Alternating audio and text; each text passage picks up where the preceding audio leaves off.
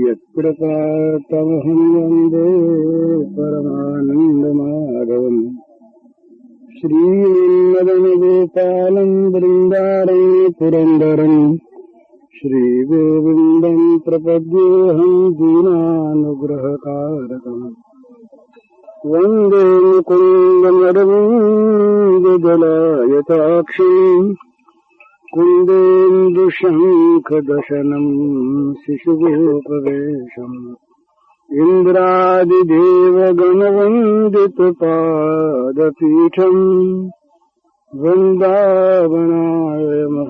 वसुदेवसुवनम् नवजलधरवर्णं चम्पकोद्भाषिकरणम् विकसितनलिनाशयं विस्फुरन्मन्दहास्यं कनकरुचिदुकूलं चारुबर्हावचूलं कमपि निखिलसारं नौमि गोपीकुमारम् वंशीविभूषितकरान्नयनीरदाभात् पीताम्बरादनुनबिम्बफलाधरोष्ठात् पूर्णेन्दुसुन्दरमुखादरविन्दनेत्रात् कृष्णात् परं किमपि तत्त्वमहं न जाने ध्यानाभ्यासवशीकृतेन मनसा तन्निर्गुणं निष्क्रियम् ज्योति किंचन योगिनो यदि पश्यन्तु ते अस्माकं तु तदेव लोचन चमत्काराय भूयाचरम् कालिन्दी पुलिनेषु यत्किमपि तन् नीलं महो धावति श्रीराममय सब जग जानी करऊं प्रणाम जोरि जुगपानी।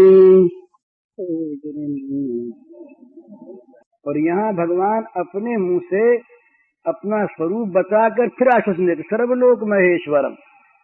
छोटा मोटा कहीं का मिनिस्टर नहीं, किसी देश का राजा या सम्राट नहीं, किसी का कहीं का कोई डिक्टेटर नहीं, प्रेसिडेंट नहीं, समस्त लोगों के जो ईश्वर हैं उन सारे ईश्वरों का महान ईश्वर, सबका नियंता, सबका शासक, सबको बल बुद्धि ज्ञान प्रदान करने वाला मूल सूत्र वो मैं तुम्हारा मित्र हूँ।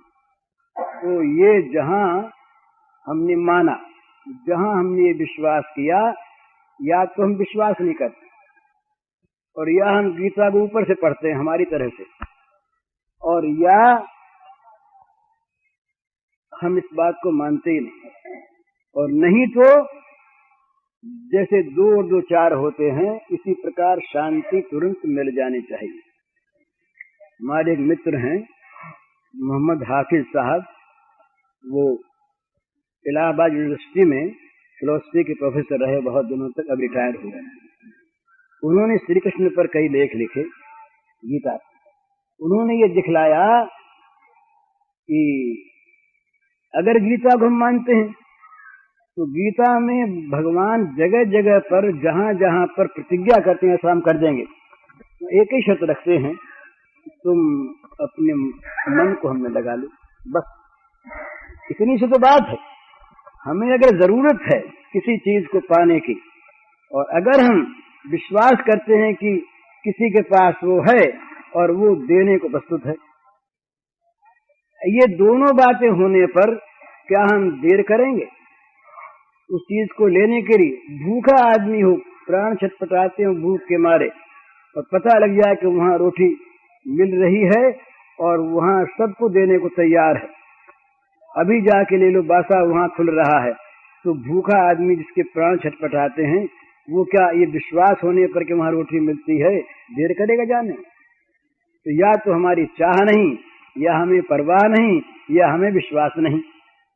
तो ये जो दूसरा मार्ग है पुरुषार्थ से भिन्न, आश्रय का मार्ग, इसमें सबसे पहली चीज है विश्वास। बिनु विश्वास भगत नहीं, तेहि बिनु द्रवहि न राम। राम कृपा बिनु सपनेहु, जीव के लह विश्राम। बिना विश्वास के भगवान के प्रति अनुराग नहीं होता, बिना अनुराग के उनके नित्य अनुग्रह का अनुभव नहीं होता, और उनके अनुग्रह के बिना जीव को विश्राम नहीं मिलता। तो भगवान की शरणागत वत्सलता, भगवान का सौहार्द, सर्वशक्तिमत्ता युक्त, उस पर हम विश्वास करके हम आश्रय करें उनका, तो ये दूसरा तरीका है अपना सुधार, तो हो ही जाएगा। और जब हम उनको लेकर निकलेंगे तो हम बांटेंगे क्या? हम भगवान को बांटेंगे। एक आदमी दुख बांटता है, विपत्ति बांटता है, पाप बांटता है, विषाद बांटता है, शोक बांटता है, अशांति बांटता है, उसके पास है। एक आदमी प्रेम बांटता है, अहिंसा बांटता है, सौहार्द बांटता है, सेवा बांटता है, उसके पास वो है। गांधी जी ने और चीज बांटी, किसी और ने और चीज बांटी, शंकराचार्य ने और चीज बांटी, किसी ने और चीज बांटी, और जो सब में भगवान को देखता है और भगवान देख कर सबकी सेवा करता है, उस सबको भगवान बांटता है। भगवान उसमें स्थापित कर देता है ना। प्रत्येक प्राणी में वो भगवान को स्थिर करके हाथ जोड़ता है, तो वो भगवान का वितरण करता है, उसके पास भगवान है।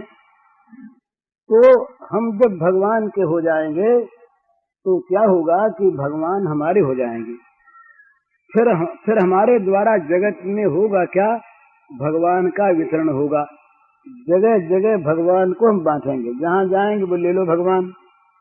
विचित्र बात है, भगवान तो कौन बांटेगा भगवान को? जिसके पास भगवान है वो बांटेगा। और बड़ी सीधी बात, ये भगवान तो हैं और सबके पास है, स्वयं सर्वभूता नाम है, और सबके हृदय में अवस्थित है, सर्वभूताशय स्थितः। लेकिन हम उन भगवान को नहीं मानते, नहीं जानते, इसीलिए भगवान हमारे अंदर होते हुए भी अप्रकट रहते हैं। इसीलिए हम भगवान को बांट नहीं सकते। उन अंदर रहे हुए भगवान को पहचान लें और अपने को भगवान के साथ मिला दें, तो फिर हमारे पास रह जाएंगे केवल भगवान। ये गोदाम खाली हो जाएगी हमारी। महाराज ये बड़ा सुंदर सिद्धांत है। सारे संस्कारों का विनाश हो जाएगा कर्म संस्कारों का भगवान के हृदय में आने पर। जैसे प्रकाश के सामने अंधकार रहता नहीं, इसी प्रकार जिसके जीवन में भगवान आ गए, उनके कर्म संस्कारों का भी वो भस्म हो जाना अनिवार्य है। सीधी बात है, प्रकाश के सामने अंधकार रहता नहीं। तो भगवान को अपने हृदय में बुला लें। बुला लें क्या? बस बने हुए को देख लें। जो भगवान है हमारे हृदय में, जो हमारी भूल से पर्दे के अंदर छिपे हैं, योग माया समावृतः, उनको कोई ढक नहीं सकता। हम ही ने अपने आंखों पर पर्दा डाल रखा है। ये पर्दा हटा दें तो भगवान हमारे हैं। उसके बाद हम भगवान के होंगे, भगवान हमारे होंगे, तो हम फिर हमारी गोदाम खाली हो जाएगी। इस कर्म के अनंत भंडार में भगवान आकर अपना पूरा अधिकार कर ले। और यदि कहीं कोई पहले का रहा सा दिखेगा तो भगवान उसको अपने आप निकालेंगे। तुलसीदास जी ने अपनी गोदाम दे दी, उनको दे दी। बोले इसमें राघवेंद्र आके बस जाएं, बस गए। एक दिन उनको दिखाई दिया कि कोई चोर वोर आता दिखता है, तो बोले महाराज अब सावधान हो जाओ आप, ये हृदय भवन प्रभु तोरा, यहाँ आए बसे बहु चोरा। महाराज ये हृदय भवन तो आपका है, ये आपके घर में, हमारा घर अब नहीं। इस आपके घर में चोर आए बसे महाराज, ये लूटेंगे आपके धन को, आप सावधान हो जाना, हटाना इनको। कितनी सुंदर चीज। तो हमारे सारे पाप ताप, हमारी सारी बुराइयां, हमारे जीवन का सारा कूड़ा करकट, हमारे जीवन की सारी वो आवर्जनाएं भगवान अपने आप हटा देंगे, बशर्ते कि हम सचमुच भगवान के आश्रय में आ जाएं, भगवान को अपना बना लें। और जब भगवान को अपना बना लेंगे तो भगवान ऐसे अपने होंगे कि कोई उसका कहीं पर उपमा के योग्य कोई चीज नहीं। एक महात्मा ने हमको एक कथा सुनाई, कल ही सुनाई, बड़ी सुंदर कथा। कहाँ की है यह हमें मालूम नहीं, तो है बड़ी अच्छी कथा। वसुदेव देवकी ने एक महान यज्ञ का आयोजन किया।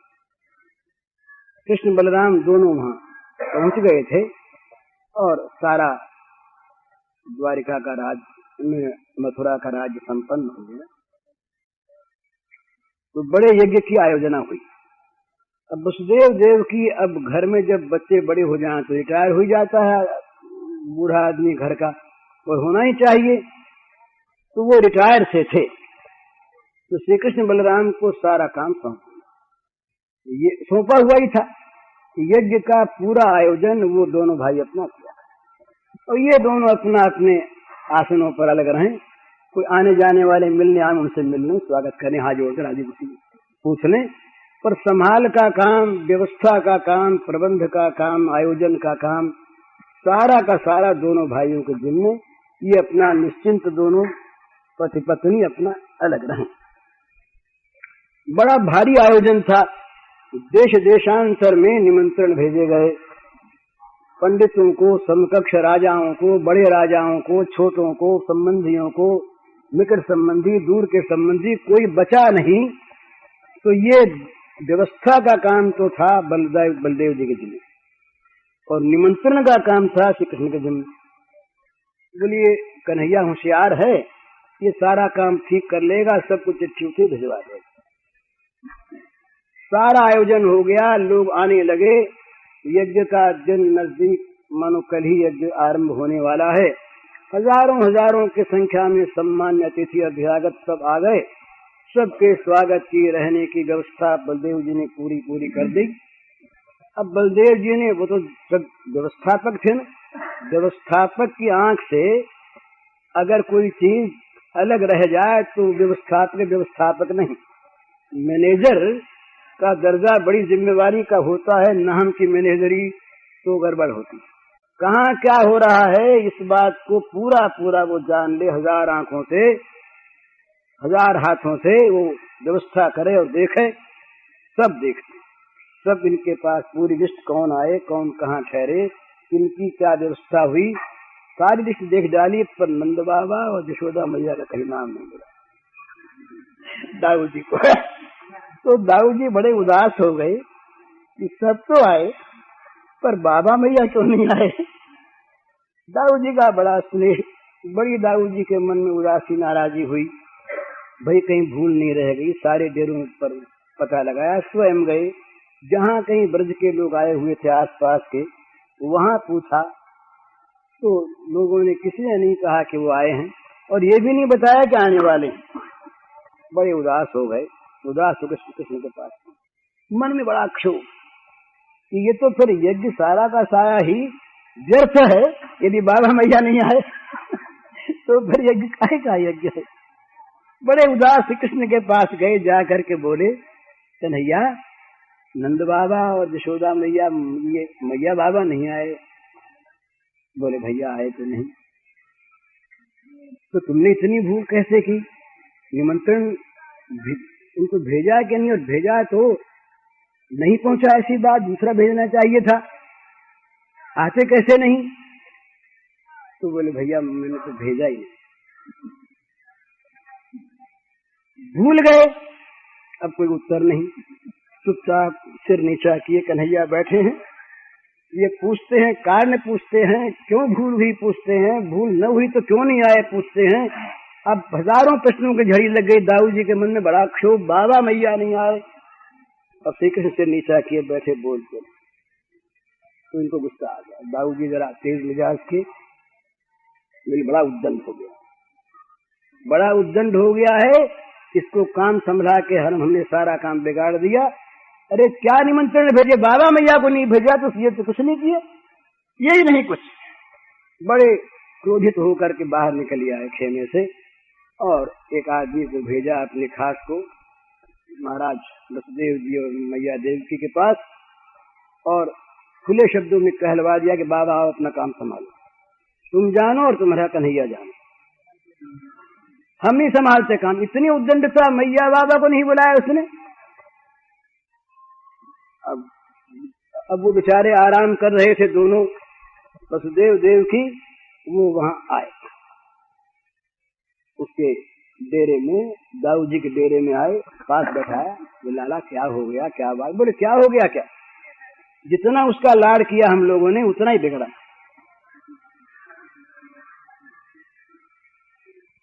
ये दशा इतने बड़े यज्ञ में, जहाँ सबसे पहले उनको बुलाना चाहिए मैया बाबा को, और सबसे पहले उनको आना चाहिए, उनका कहीं नाम निशान नहीं, और वो कुछ जवाब देता नहीं।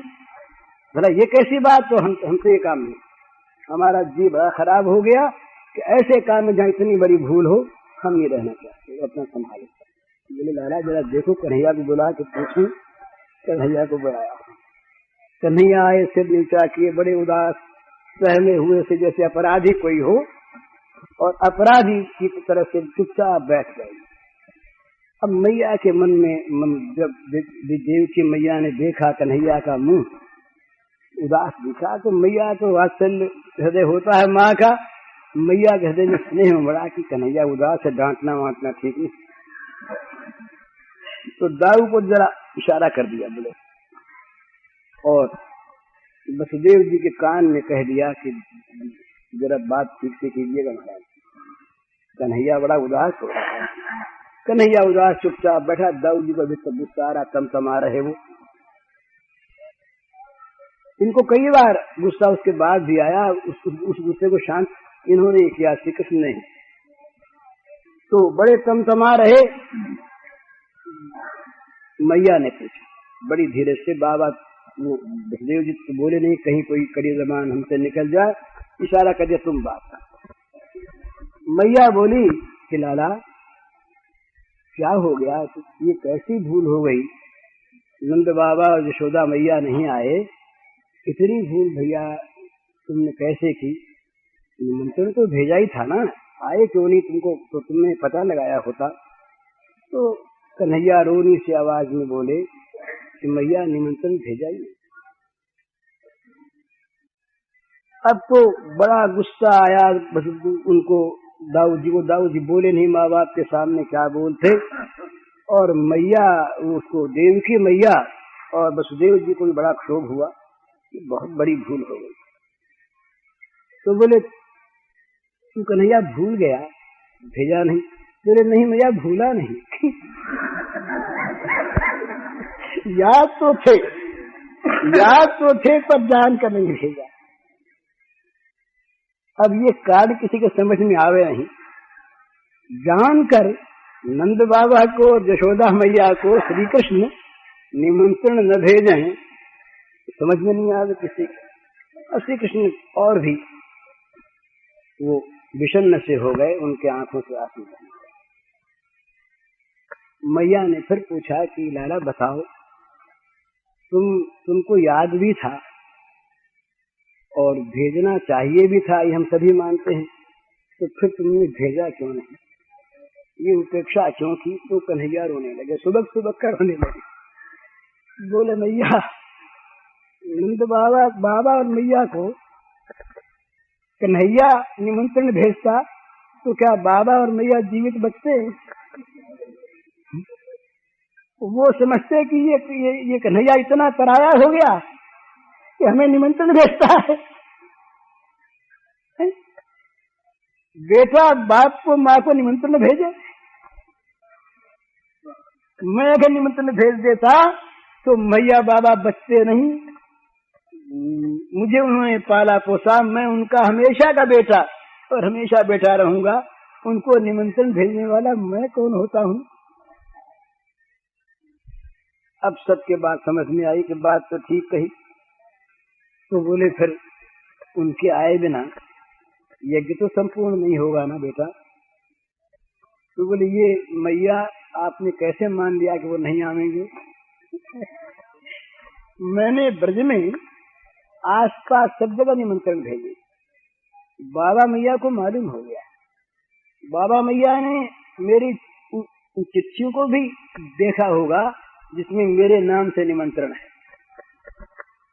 तो बाबा मैया ये सोचेंगे, सोचा है उन्होंने, सोचा होगा कि कन्हैया के जिनमें इतना काम आ गया, ये उत्सव की बात नहीं, तो कन्हैया को बड़ी तकलीफ होगी, तो हम संभालने चलें, उनसे रहा नहीं जाएगा।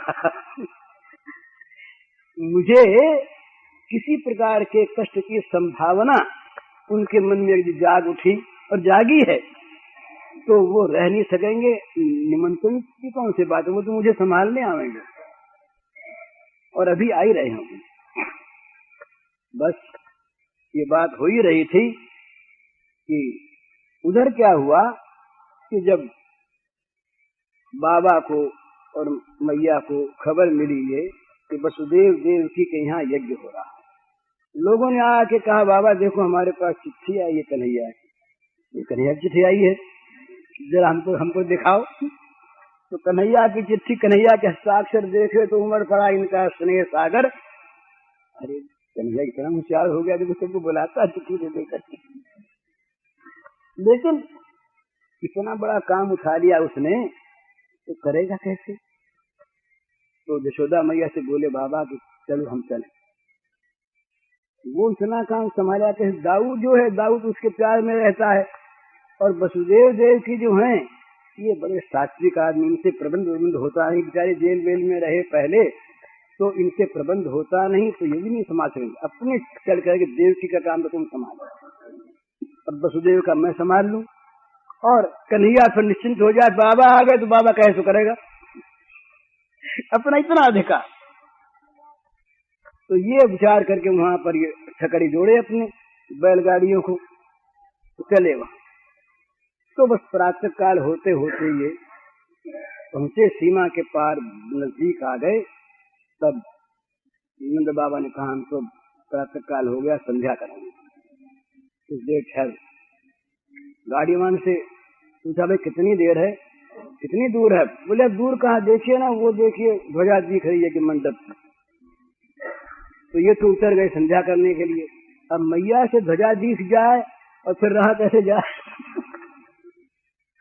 तो मैया रथ से उतरी और उतर कर दौड़ी वो ध्वजा को देखकर। अब रथ की बात कौन देखे, और नंद बाबा संध्या करके आवे, कितनी प्रतीक्षा किसको सहन हो भला। तो मैया दौड़ी, नंद बाबा संध्या करके आए तो देखा मैया नहीं है, वो यशोदा नहीं है। उससे हाँकने वाले से पूछा, उसने कहा मैं भी नहाने चला गया था महाराज, पीछे से वो तो नहीं है। तो नंद बाबा बोले वो कोई खोई हुई नहीं है, उसका स्वभाव मैं जानता हूँ। उसको वो यज्ञ मंडप की ध्वजा की बात कह दी ना तुमने, तो वो ध्वजा को लक्ष्य करके दौड़ी कन्हैया के पास। वो तो पहुंची है वहां पर, वो यहाँ कहाँ रहेगी। और सचमुच ये यहाँ बात हो रही थी, इतने नहीं बाहर। अब वो राज शिविर है ना, यज्ञ मंडप है, और यज्ञ का समारोह बड़ा भारी आयोजन। ऐरा गैरा कोई आदमी अंदर घुस जाए और कहीं अपवित्र कर दे, या कोई चोरी वोरी भी हो जाए, कुछ ऐसी चीज हो जाए, तो सावधानी रखनी आवश्यक है। तो बड़े बड़े पहरेदार वहां पर बाहर मौजूद। ये तो अपने सादे वेश में वही ब्रज का घाघरा पहने मैया ये पहुंची वहां पर, और जाते ही बोली कि ये यहाँ होम होता है। बोले हाँ, चौकदार में हाथ जो बल में हाँ माता जी होता है। तो बोले वो कृष्ण कहाँ है, कृष्ण कहाँ है कन्हैया? तो चौकदार ने सोचा कि ये बुढ़िया माई कौन है और कैसे बोलती है कृष्ण कहाँ, कृष्ण कहाँ। लेकिन वो जानते थे उनके यहाँ के लोग। बोले न मालूम कौन हो, क्या पता है, पहचाना नहीं उसने, नाम सुना हुआ था। उसने जब यशोदा मैया ने सुना कि ठहरो, तो तू ठहरने को कहने वाला कौन? मेरे घर में निकल यहाँ से बाहर। अब कन्हैया घर तो कन्हैया तो बेटा है, तो राजघर थोड़ा, ये महल थोड़ा ही है। अपने अधिकार, अपना घर, अपने घर में कोई अपने को रोके, मालिक को। जोर से बोली मैया, जरा हाथ जोड़ दिया, इतने में सुन लिया अंदर कन्हैया ने कि मैया की आवाज, तो कन्हैया दौड़े। अब वो सब छूट छाड़ गया, गिरगिरा गया, कौन देखता था, दौड़े जाकर के मैया के चरण पकड़ लिए और रोने लगे। उधर वो रोए, इधर मैया रो। अब रुदन बंद हो ही नहीं, राजमार्ग पर मैया और ये कन्हैया रोए, रोते रोते दोनों मूर्छित होकर के गिर पड़े। मैया की गोद में चिपके हुए कन्हैया बेहोश और गोद में लिए हुए मैया बेहोश। उधर नंद बाबा आए। नंद बाबा ने आकर के दृश्य देखा तो नंद बाबा की सोचा कि ऐसे ही मैया ने हृदय से लगा रखा होगा, उनको पता नहीं बेहोश हो गए। अरे कन्हैया, मैं बाबा आ गया, मैं खड़ा यहाँ पर, क्या कर रहा है, मैया को छोड़ दे। अब मैया और कन्हैया तो वहां इस रूप में थे नहीं, तो उनका भाव संक्रमण आया, संक्रमण किया नंद बाबा पर। नंद बाबा भी उनसे चिपट कर गिर पड़े। अब ये बात सुनी दाऊ ने, दाऊ से कहा लोगों ने जा करके, एक दूसरा सिपाही था, उसने जाकर के दाऊ जी महाराज क्या बात है, पता नहीं, एक बूढ़ा एक बूढ़ी आई और हमारे सत्यचंद्र जो हैं ये उनकी गोद में जो तीनों बेहोश पड़ गए। अब दाऊ दौड़े वहां से, मैया बाबा आ गए, मैया बाबा आ गए, नाचते कूदते आए, देखा तीनों किसी दशा में, तो चिपट गए मैया के पैरों से, वो भी बेहोश हो गए। अब कन्हैया, दाऊ और मैया बाबा चारों बेहोश कर गए। कहते हैं कि 3 पहर तक ये दशा रही, 3 पहर तक लगातार ये दशा रही, न मैया को होश न बाबा को होश। वसुदेव देव की यज्ञ मंडप में उनको बुलाया था, पहला दिन था, लोगों ने कहा नहीं, उनके पास खबर पहुंची किस प्रकार से नंद बाबा यशोदा मैया है ही, तो वो दौड़े वहां, दौड़ करके आकर के उन्होंने उनको उठाया। गर्ग जी आए और बड़े बड़े ऋषि मुनि आए, उठाकर किसी प्रकार खेत चला के अंदर ले गए। अब वसुदेव देव की के भी ये सबसे बड़े पूज्य आ गए, बड़े रहेंगे। नंद बाबा बड़े रहे, वसुदेव छोटे रहे, तो बड़े भाई आ गए, भाभी आ गई, घर के मालिक आ गए, बस अब क्या जरूरत है। तो हाथ जोड़े, हाथ जोड़कर दोनों खड़े हो गए और आंखों से आंसू बहने लगा, जैसे वो वसुदेव जी के और देव की। नंद बाबा बोले वसुदेव को, और नंद रानी यशोदा बोली देवकी को, फिर उदास क्यों होते हो, हम लोग आ गए ना, तुम लोग अपना बस अब खेलो खाओ, सारा काम हम संभाल देंगे। ये वसुदेव का काम नंद बाबा संभाल देंगे और देवकी का काम यशोदा लेंगे। तो मैया बोले हाँ भैया हाँ, बस ठीक, अब बाबा आ गए, तो मेरी सारी चिंता ही मिट गई, अब तो बाबा जी हुक्म करेंगे तो अपने आप होगा। दाऊ पर ये तो ठीक है, ये तो चाह, इसीलिए तो मैं कह रहा था क्यों नहीं बुलाया। अब बाबा आ गए, मैया आ गई, तो बस सारा काम संभाल लेंगे, बस ऐसे ही हुआ। उन्होंने वसुदेव जी की अलग बैठा दिया। अब वो भगवान की सर्वशक्तिमत्ता, सारी कला, सारा नैपुण्य, सारी बुद्धिमत्ता, सारी व्यवस्था की शक्ति सब नंद बाबा और यशोदा मैया में आ गई, मजे में काम संभाल लिया। तो ये कथा सुनाई हम कल किसी महात्मा ने हमको, बड़ी अच्छी लगी। तो सुनाई इसलिए ऐसा कहा उसके बाद कि भाई या तो हम भगवान के हो जाए, भगवान के हो जाएं, भगवान जो करे हमारे लिए, अच्छा बुरा, हित अहित, मंगल अमंगल, ये द्वंद्व सोचने के हमारे अंदर कोई कल्पना न रहे।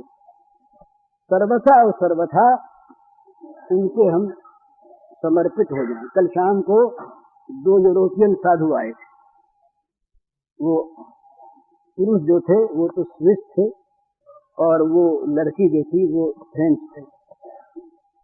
उनसे बातचीत हुई तो उन्होंने कहा, हमने पूछा क्या मार्ग आता है, बाबा के सामने का उन्होंने कहा कि बस सरेंडर, कंप्लीट सरेंडर, माने पूर्ण वो आत्मनिवेदन, आत्मसमर्पण, यही मार्ग है। जो वो करें, जहाँ वो रखें। उन्होंने कहा कि ऊपर गुफा में थे, अब नीचे रहेंगे 2 दिन। हमने कहा फिर 2 दिन के बाद, तो 2 दिन के बाद वो जानते हैं कहाँ जाएंगे। 2 दिन के लिए यहाँ रहने के लिए कहा, 2 दिन यहाँ रहेंगे, अब जहाँ होगा वहाँ जाएंगे। हमने पूछा कोई चीज आपको चाहिए, उनका कुछ नहीं चाहिए। तो उनकी क्या स्थिति है हमें नहीं पता, हमें बड़े अच्छे लगे, बहुत अच्छे लगे। पर सिद्धांत की बात यह है कि या तो हम पूर्णतया अपने को भगवान के समर्पण कर दें और या भगवान पर पूरा अधिकार मानना, दोनों बात।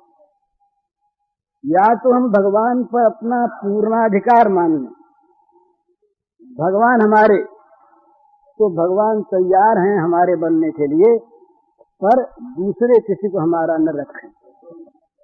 सब कर ममता ताग बटेरी, मम पद मन ही बांध गोरी, तो सज्जन मम उर बस कैसे, लोभी हृदय बसत धन जैसे।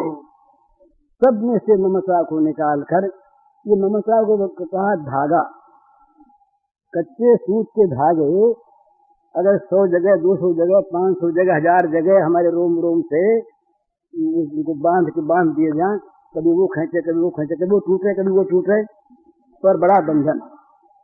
तो कहा भाई सब कर ममता ताग बटोरी, सब जगह से ममता के धागों को बटोर लो, कच्चे धागे और बड़ी डोरी, इन धागों को की एक मजबूत डोरी बटलो। माने ममता, बिखरी हुई ममता सारी की सारी एक जगह इकट्ठी हो जाए और इकट्ठी होकर के आपस में मिल जाए। ममता के बिखरे बिखरे स्वरूप अलग न रहें, एक जगह ममता इकट्ठी होकर एक सी हो जाए, एक डोरी बन जाए। और ममता उस एक डोरी से क्या करे, मम पद मन ही बांध, पद का चरण कमल खन, कि मेरे पैरों के साथ अपने मन को बांध दे उस एकमात्र ममता की डोरी से। अर्थात भगवत चरणारविंद के अतिरिक्त हमारा और कोई नहीं, हमारी चीज, अब उस पर हमारा अधिकार। जब हमने ये एक बात बहुत ध्यान में रखने की है कि संसार की किसी भी वस्तु, किसी भी प्राणी, किसी भी परिस्थिति को आप चाहे जितना मेरी मेरी कहें, उस पर आपका अधिकार होगा ही। उसे छोड़कर या पहले हम मर जाएंगे या हमें छोड़कर पहले वो चली जाएगी। निश्चित बात है, संसार में किसी को मेरा मेरा कहें, वो इस मेरे अधिकार को मानेगा नहीं, मान सकता नहीं। पर भगवान विलक्षण चीज है, उनको अगर हम मेरा कह दें और केवल मेरा उनको कहें, माने उस मेरे पन में की दूसरे को हिस्सा न दे, मेरापन कहीं व्यभिचारी न हो, मेरापन पूरा का पूरा एक जगह आकर के भगवान में ही केंद्रित हो जाए कि भगवान मेरे, तो भगवान उसी समय बदले में कहेंगे कि हाँ मैं तुम्हारा। अब फिर भगवान को चाहे जैसे बरसे, भगवान महाराज भोक्ता तो यदि तत्वों के हैं ही, भगवान भोग्य बन जाते हैं। भोक्ता भोग दोनों ही नहीं है, पर जहां कोई भोग की कल्पना है वहां भोक्ता है, पर वही जो भोक्ता भगवान है वो स्वयं भोग बन जाते हैं। ये बड़ी विचित्र बात, कहाँ बन जाते हैं कि जहां भगवान को कोई पूरे अधिकार के साथ मेरा कह देता है, पूरे अधिकार के साथ जो कहता है कि भगवान मेरे, भगवान के सिवा दूसरा कोई मेरा नहीं, बस ये बात जहां आती है वहां भगवान चुपचाप थोड़ा सा देख के लेते हैं कि कहीं गलत तो नहीं कह रहा है, जो दूसरे को छुपा के रख लिया हो अपने अंदर। हम लोग भगवान को भी धोखा देना चाहते हैं बहुत बार, बोले हम तो तुम्हारे हो गए, महाराज तुम्हारे हो गए, रोज मंदिर में जाके कहते हैं हम तुम्हारे हो गए, पर होते कभी नहीं है। अगर वो हम पर अधिकार करना चाहे, बोले तुम हमारे हो गए, बोले हो गए, तो अच्छा कब्जा करते तो इधर ठहर। अभी मकान निपटाना बाकी है। तो कब्जा कर नहीं देते भगवान को। अरे तो कोई मकान अगर हम किसी को दे दें, अर्पण कर दें पूरा पूरा, इसके बाद इसमें वो कुछ ऑल्टरेशन करना चाहे, बदलना चाहे, मरम्मत करवाना चाहे, तो हम उसको रोकते हैं क्या? दे दिया। पर हम भगवान को अपना बचाकर, अपने को भगवान का बचाकर, जब भगवान कुछ ऑल्टर करने को तैयार होते हमारे जीवन में, बोले ना बाबा जरा ठहर जाओ, हम सोचेंगे। अरे तुमने दे दिया था ना। बोले दे तो दिया था, कहा ही था, हमारी लिखा पड़ी कहा कि अभी तक पक्की। हम तो लिखा पड़ी करने के बाद यदि कहीं कानून से बच निकलने का रास्ता मिल जाए तो वो भी सोच लेते हैं, और लिखा पड़ी नहीं हुई वहां तक मौखिक बात का तो कोई मूल्य नहीं। तो ऐसा भगवान के साथ हम जब करते हैं तब भगवान तो अंतर्यामी है, अंतःचक्षु है, भीतर की आंख उनकी है। तो हमारे अंदर क्या है इस बात को भगवान पूरा पूरा परखते हैं, देखते हैं, उनको देखने में भूल नहीं होती। तो वो भगवान जब जान लेते हैं कि ये केवल मुझको ही अपना कहता है, इसकी सारी ममता मेरे में केंद्रित हो गई, तो भगवान चुपके से सीधे साधे बच्चे की तरह से जैसे माँ के गोद में आ जाए, इसी प्रकार भगवान उसके अधीन हो जाते हैं। तो भक्त परवश एक भगवान का नाम, एक भगवान का नाम है भक्त भक्तिमान।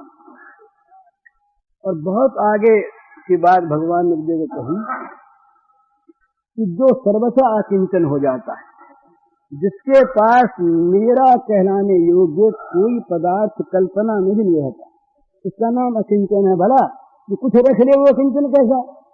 कुछ जिसके पास हो अपना वो तो अकिंचन हुआ नहीं। अकिंचन का अर्थ है जिसके पास अपना कहलाने के लायक कल्पना की भी कोई वस्तु नहीं रही, वो अकिंचन। तो भगवान ने कहा जैसे जो हमारे अकिंचन भक्त होते हैं, भैया हम तो फिर उनकी चरण धूलि चाहा करते हैं, और बोले उनकी चरण धूलि से हम लीला में भी कहीं कोई जो लोगों को देखने में कुछ कर बैठे ऐसा वैसा, उस सब से पवित्र होने के लिए उस धूलि को हम अपने ऊपर लिया करते। तो धूलि कहाँ मिलती? बोले कहाँ क्या मिले, पीछे पीछे रहते हैं हमेशा धूल से अपने को पावन करने के। अनुब्रजाम्य हम नित्यम, धूल चंद्र भागवत से अनुब्रजाम्य हम नित्यम, एक दो दिन नहीं, और केवल सुबह पीछे गए शाम को नहीं गए सो नहीं, नित्य निरंतर भगवान ने कहा कि मैं उनके पीछे पीछे अनुब्रजामी, सदा पीछे पीछे रहता हूँ। भाई क्यों रहते हैं? अंघ्रि रेणु देहि, चरण धूलि कण से अपने को पवित्र करने के लिए। तो या तो हम भगवान पर अधिकार कर लें, तो श्री कृष्ण पर अधिकार हो गया ना नंद बाबा का और यशोदा मैया का। ऐसा विलक्षण अधिकार है कि वो उनके अनुगत रहते हैं, हमेशा अनुगत रहते, और इनके हो गए। दो में से एक बात, या तो हम भगवान के हो जाएं, ऐसे उनके हो गए कि उनका जीवन, नंद बाबा यशोदा मैया का जीवन भगवान के लिए। इस दिन एक बात कही थी, एक लीला की थी, जब भगवान चले गए मथुरा, बाबा ले गए, तो कह गए थे लौट के आ जाएंगे। तो यशोदा मैया दिन रात बैठी बैठी बाट देखे, अब आए होंगे, अब आते होंगे। किसी भी रथ का शब्द सुने तो दौड़ी बाहर आवे, किसी की आहट सुने पैरों की तो आ गए होंगे। तो ऐसा कहते हैं कि लोगों का राह चलना उधर से मुश्किल हो गया। जाने वाले से पूछे कहाँ जा रहे हो? मथुरा। आने वाले से पूछे कहाँ से आ रहे हो? मथुरा। तो मथुरा से आए हो तो वहां का हाल बताओ, जा रहे हो जाके हाल कहना। ये दिन भर का काम हो गया। तो यशोदा मैया इस प्रकार बड़ी प्रतीक्षा में, एक दिन रथ आया, यशोदा मैया ने देखा रथ में अकेले नंद बाबा हैं, तो मूर्छित हो गए। नंद बाबा ने उतर करके यशोदा मैया को सावधान किया, जगी। यशोदा मैया बोली क्या? तो सबसे पहली बात बोले, स्वामी आप जीवित कैसे आ गए? ये सती स्त्री का प्रश्न है अपने पति के लिए। आप जीवित कैसे आ गए? बोले नहीं, नंद बाबा कुछ नहीं बोले। बड़ा दुख मन में था पर बड़ी आशा लिए आए थे। बोले हमने सुना था रामायण में यशोदा मैया बोली कि राम के वन में रह जाने का समाचार सुमंत ने दिया था, तो दशरथ महाराज ने प्राण त्याग कर दिए, पिता थे, और आप अपनी सांस ले जाकर छोड़ी आए और आपके प्राण भी रह गए, कि प्राण रहे कर। तो यशोदा मैया की ये बात सुनकर नंद बाबा की आंखों में आंसू आ गए। नंद बाबा बोले कि यशोदे, मेरे प्राण तो निकल ही रहे थे वहां पर, मेरे प्राणों के जाने का समाचार तुमको मिलता निश्चित बात थी, पर जब मेरी छटपटाहट वो हुई, प्राण निकलने को हुए कि कन्हैया गोद में बैठ गया था। कन्हैया ने कहा बाबा मैं जल्दी आऊंगा, भला मैया से कह दियो कि माखन मिश्री मेरे लिए तैयार रख, मैं जल्दी आऊंगा, और यहाँ की माखन मिश्री से मुझे संतोष नहीं होता। मैया के हाथ का माखन बड़ा मीठा लगता है मुझको, तो मैया से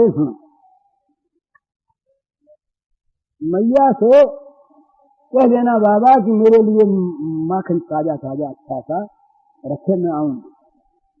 तो अगर यशोदे मैं जाऊं और कन्हैया आवे और कन्हैया बाबा को खोजे और बाबा न मिले तो कन्हैया की क्या दशा हो। इसीलिए मेरे प्राण रह गए, किसी और कारण के लिए प्राण नहीं रहे। इस प्रकार अपने आप को, अपने जीवन को तो अर्पण कर दिए भगवान से, उनके लिए जीना, उनके लिए मरना, सारा काम उनके लिए, सारा घर उनके लिए, जीवन समर्पित करके करे सोई पहले से समर्पित। भगवान ने कहा करो समर्पण करो, तीन तरह से होता है अर्पण। एक करके करे, तत्पुरुष मदर्पणम, जो कुछ करते हो इस करो हिस्सा से जो सदा से, और एक उनके लिए करे, तदर्थम कर्म कौन थे, और एक उनके लिए यानी उन्हीं का काम करे, उन्हीं का काम कर, मत कर मत। तो इनका जो जीवन था, इस जीवन में सारा काम कन्हैया के लिए, जीवन कन्हैया के लिए, जीवन की प्रत्येक क्रिया कन्हैया के लिए। तो दो में से एक बात करे, दोनों हो जाएंगे।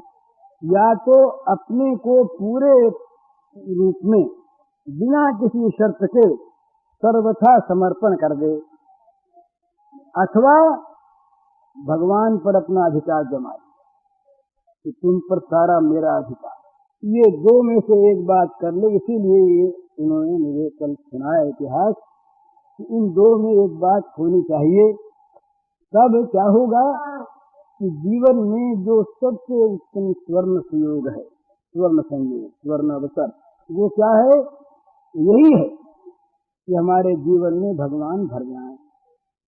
इसके सिवा सारे के सारे हम जिनको स्वर्ण अवसर मानते हैं, वो स्वर्ण अवसर नहीं है।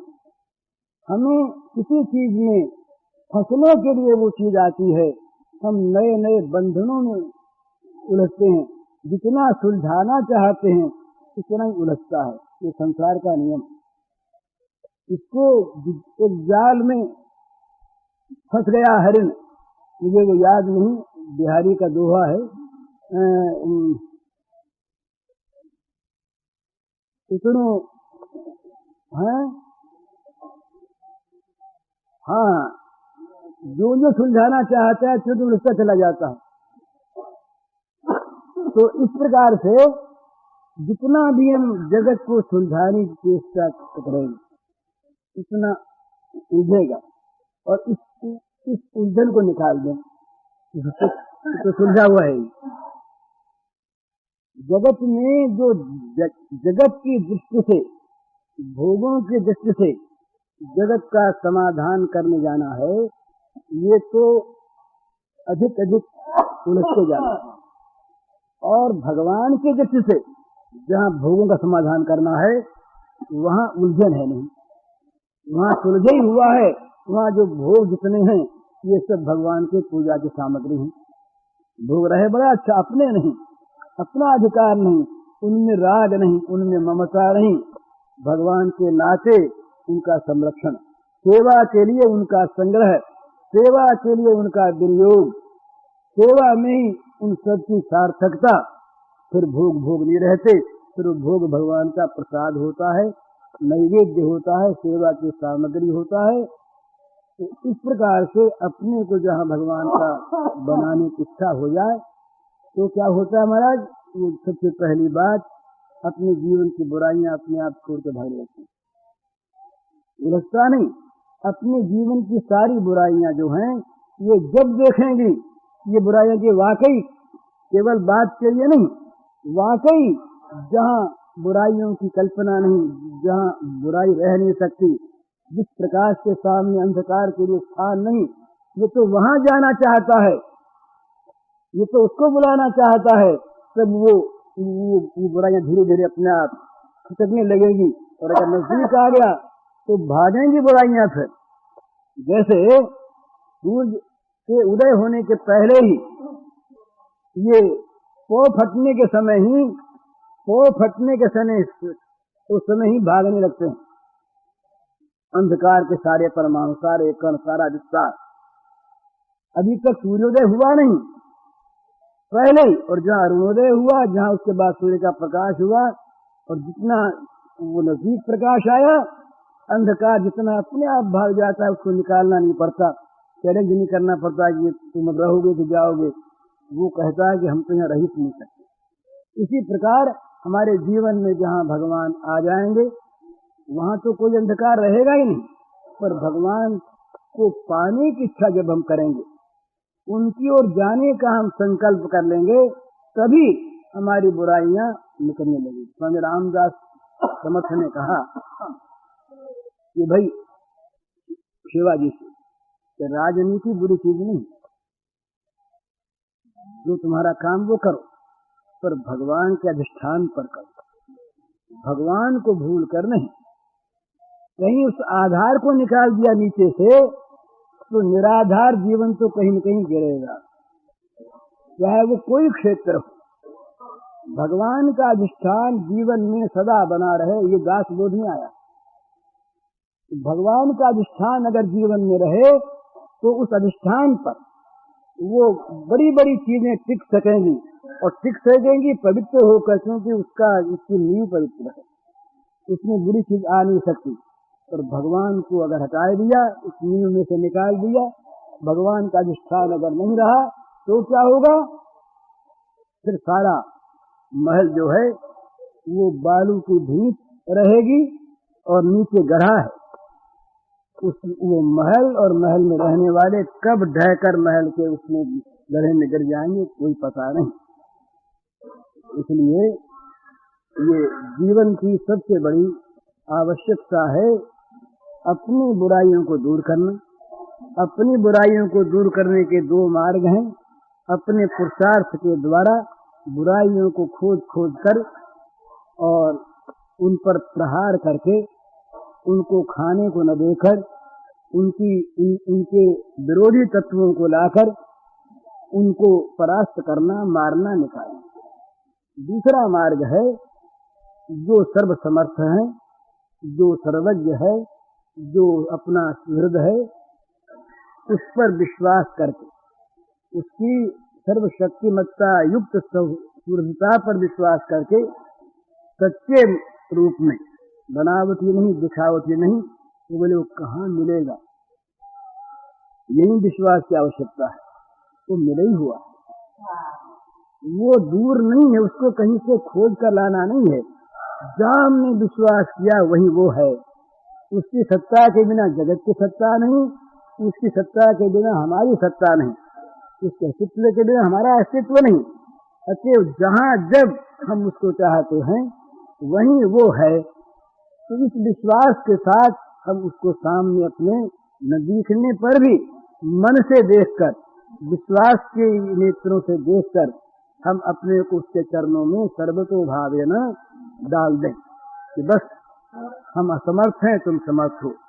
तू दयालु दीन हो, तू दानी हो भिखारी हो, प्रसिद्ध पातकी तू पाप पुंजहारी। भगवान मैं दीन हूँ, तू दीन बंधु है, मैं भिखारी हूँ, तू दानी है। तेरे मेरे कोई मोहि नाथ अनेक मानिए जो भावे। बस किसी भी नाचे को मान लो, नाचा तुमसे है। इस नाचे को देख करके तुम इस नाचे के नाचे मेरी रक्षा करो, मुझे बचाओ। तो अगर हमारी सच्ची प्रार्थना होगी तो भगवान आए। द्रौपदी की प्रार्थना पर भगवान आए। क्यों आए? विश्वास था कि भगवान है।